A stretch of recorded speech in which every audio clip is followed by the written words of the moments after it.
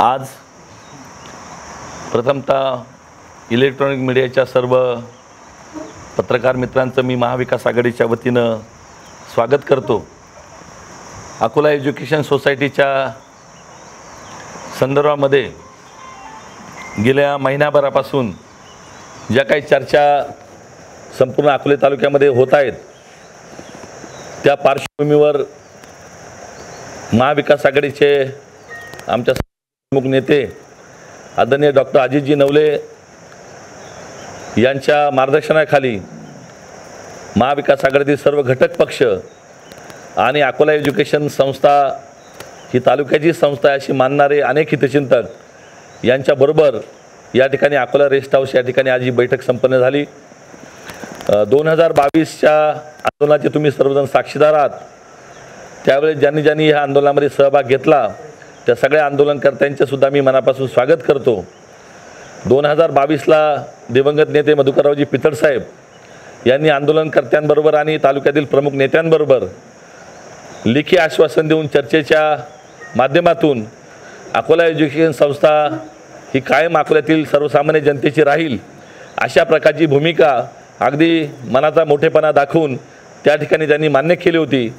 परंतु नंतर त्यामध्ये काय व्यत्यय आला आणि ती चर्चा तशीच राहिली आणि त्यानंतर बराच काळ निघून गेला आणि आज 15 तारखेला जे काही राजीनामे झाले होते त्या राजीनाम्यांच्या अनुषंगाने नगरच्या धर्मादाय आयुक्तामध्ये जी काही सुनावणी होती त्या सुनावणीच्या पार्श्वभूमीवर पुन्हा एकदा अकोला एज्युकेशनमध्ये या संस्थेविषयी तालुक्याच्या जनतेमध्ये जो काही संताप आहे, तालुक्याच्या जनतेचं पूर्ण असं म्हणणं आहे की अकोला एज्युकेशन संस्था ही तालुक्यातील सर्वसामान्य जनतेची आहे, ती कुणाही एका व्यक्तीची नाही।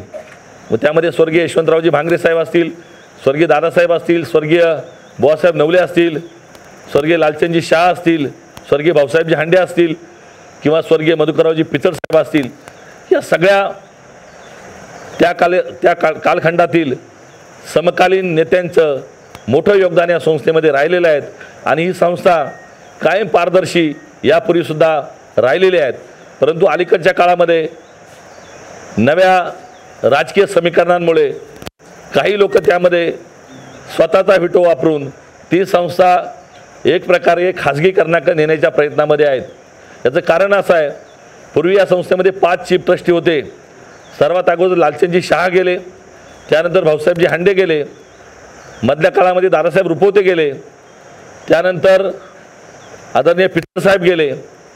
आता त्या संस्थेमध्ये ज्यांच्या जागेवर खऱ्या अर्थानं चीफ ट्रस्टी गेल्यानंतर ज्या नेमणुका होणं अपेक्षित होतं, सभासदांना विश्वासात घेऊन, जनरल बॉडीला विश्वासात घेऊन आणि तालुक्यातील सर्व राजकीय पक्षांना विश्वासात घेऊन ती संस्था लोकांची कशी राहील अशा प्रकारची भूमिका घेण्याची खऱ्या अर्थानं तत्कालीन जी काही काळजीवाहू समिती त्या ठिकाणी बसलेली आहेत त्यांनी खऱ्या अर्थाने अशा प्रकारचा मोठेपणा, मनाचा मोठेपणा दाखवण्याची गरज होती।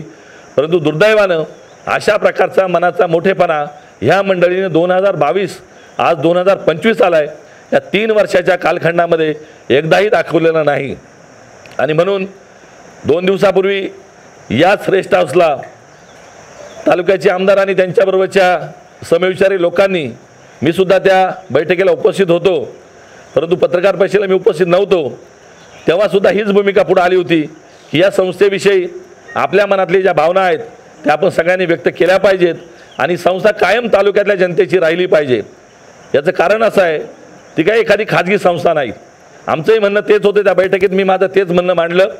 या संस्थेवर या तालुक्यातली जवळपास अकोला कॉलेजच्या कॅम्पसमध्ये माझ्या माहितीप्रमाणे आजच्या मितीला 7,500 विद्यार्थी ते अकोल्याच्या कॅम्पसमध्ये शिकत आहेत। एवढा मोठा कॅम्पस, एवढी मोठी शिक्षण व्यवस्था अकोले तालुक्यामध्ये दुसरी शिक्षण संस्था नाहीत।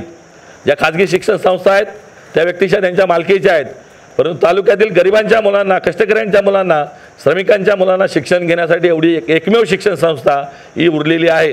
हिचं खाजगीकरण होता कामा नये आणि कोणत्याही एका व्यक्तीचा, कोणत्याही एका पक्षाचा त्या संस्थेवर वचक असता कामा नये अशा प्रकारची भूमिका ही आमची सातत्याने आहेत।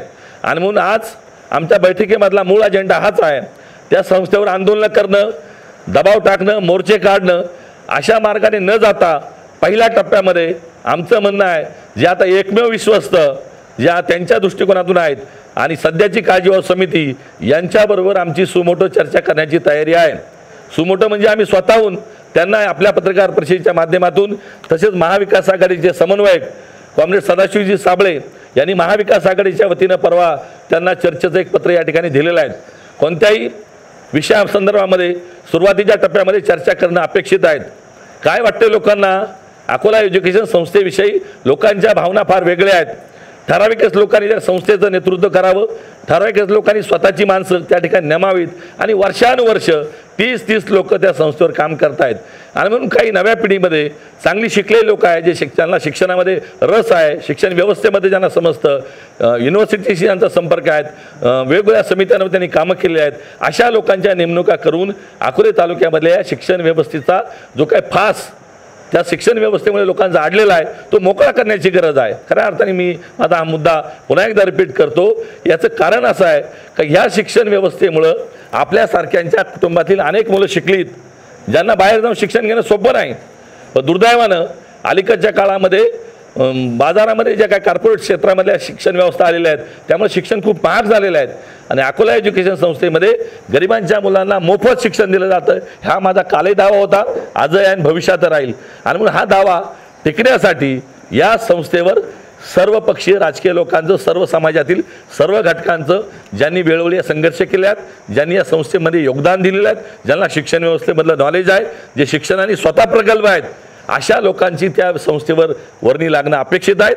जे लिमिटेड सभासद आहेत, जी काही 148 की 150 जे सभासद आहेत, त्यातले अनेक सभासद त्या ठिकाणी मयत झालेले आहेत। नव्याने काही निकष लावून त्या शिक्षण संस्थेवर काही सभासदांची नेमणूक करणं अपेक्षित आहेत। सरसकट सभासदत्व आमची मागणी नाही, परंतु निकष लावून काही चांगली लोक त्या ठिकाणी सभासदत्व करावी। दर 3 वर्षाला तुमची कार्यकारिणी बदलते, त्या कार्यकारिणीमध्ये चांगल्या लोकांचा समावेश व्हावा आणि एक स्वच्छ कारभार या संस्थेचा असावा, अशी माफक अपेक्षा आमच्या महाविकास आघाडीच्या नेतेमंडळींच्या आहेत। यामध्ये अनेक लोक आपली मतं या ठिकाणी मांडतायत।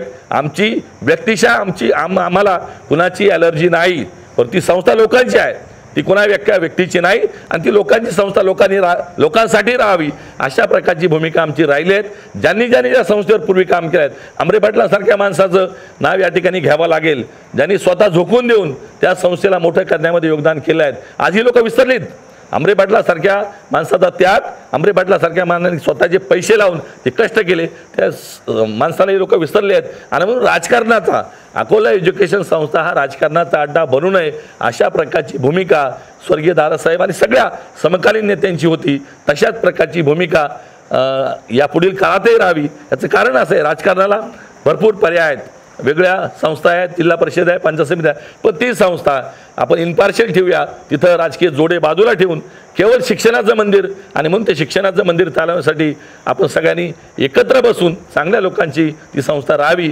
अशा प्रकारची भूमिका आमच्या महाविकास आघाडीच्या बैठकीमध्ये आम्ही मांडली। आणि म्हणून आम्ही 2 दिवसाचा चर्चेचा त्यांना आम्ही विनंती केली आमच्या पत्राद्वारे। 2 दिवसात जर ते चर्चेला आले नाही तर आम्ही सुमोटो आम्ही कार्यकारिणीबरोबर चर्चा करण्यासाठी कॉलेजच्या कॅम्पसमध्ये जाऊ, अशा प्रकारची भूमिका या ठिकाणी मांडतो आणि माझे 2 शब्द संपवतो।